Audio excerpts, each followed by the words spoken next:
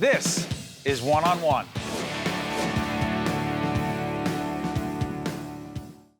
We are honored to be joined by Stephen Wolfe, the author of a Central Park love song, Wandering Beneath the Heaven Tree. He's also an English professor at Berkeley College, one of the institutions of higher learning we know very well. This book, powerful, and I thought I knew Central Park until I started reading it. No. Tell folks about the book. Well, thanks. It covers my 42-year relationship with Central Park. A relationship. Yeah. Describe it. And as I discovered the park, so... By the way, you can tell we're taping live because it's our relationship with the heart of Manhattan and the and that's fire part truck of the book, yes. too. There's a few places in the park where you don't hear the sirens.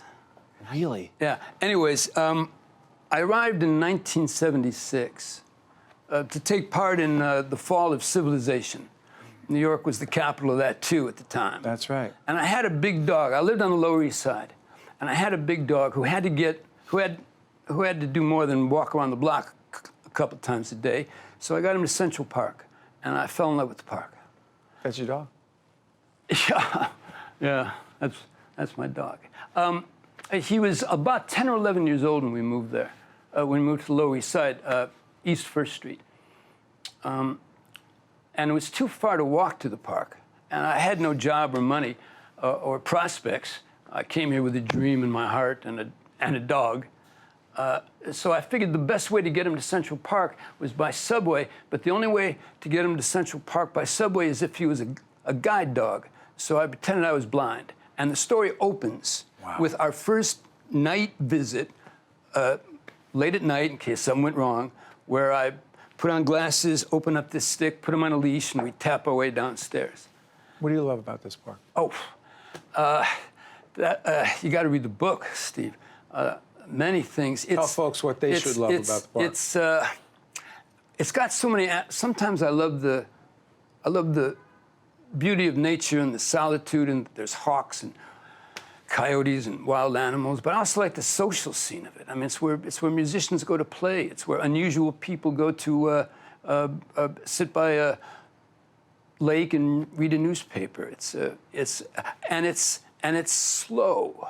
It's not the rush of Times Square. It's not the lights. It's people taking their time. But it's evolved. I'm sorry? The park has evolved. Oh, it's changed a great deal. We've lost much. Lost? Well, there was supposed to be no sports. It wasn't a place for recreation. It was a place for recreation. You went there after working 6 days, 12 hours a day, in tough conditions. You went to the park to be renewed, to be restored. You weren't supposed to play games. You weren't supposed to do basketball, baseball, none of that. You were supposed to ice skate was allowed because the water froze. But that was all. We were supposed to be restored by nature. Rich people could leave to do that. Poor people couldn't. And the park was built for those. The park in New York City. Yeah. It is. I almost got. What would New York be without? Oh, I know. Well, it was that way for a while. As the city was being built, the city was leveling everything, no park space. And it was then that people said, hey, we need something. So if there were smaller parks, and that was a suggestion, instead of one 800-acre park, build 8 100-acre parks. That would, well, thankfully, it went this way. Thankfully, it's one large park of 800 acres. When you're teaching English over at Berkeley, by the way, I should make clear, Berkeley is one of the underwriters of what we do, and I've had the honor. I had a book signing party there as well. Great group of people there. Let me ask you this. When you're talking to your students at Berkeley about Central Park, most of them do not know much about the park. Fair to say or no? Most New Yorkers don't know much about the park. Most New Yorkers? Or just a small piece of it. You know, they have a little area they go to regularly, and that's it. You know, they run the track, or they play tennis, or they go, but that's all. They don't know the variety and the expanse of the place. That takes a long time to find. A big part of your life's mission is to help the rest of us appreciate this park in a way that we otherwise would not. Yes, that was the main reason to write the book. That was one of them. One of the main reasons to write the book was for that reason.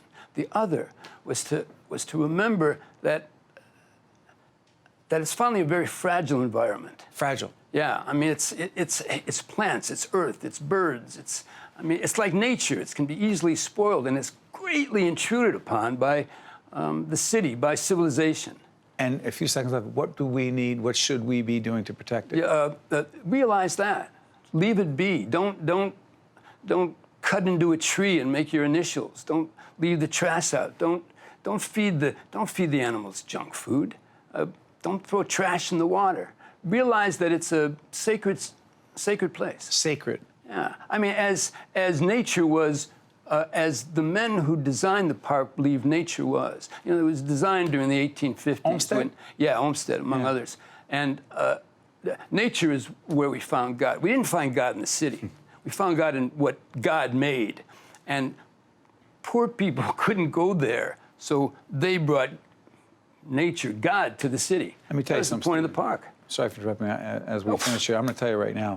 I have a feeling people who go to Central Park are going to appreciate it a heck of a lot more because of you. Thank you so much. Good. We'll Thank keep you. talking off the air. Thanks very much. Thanks, Thank you my very friend. much.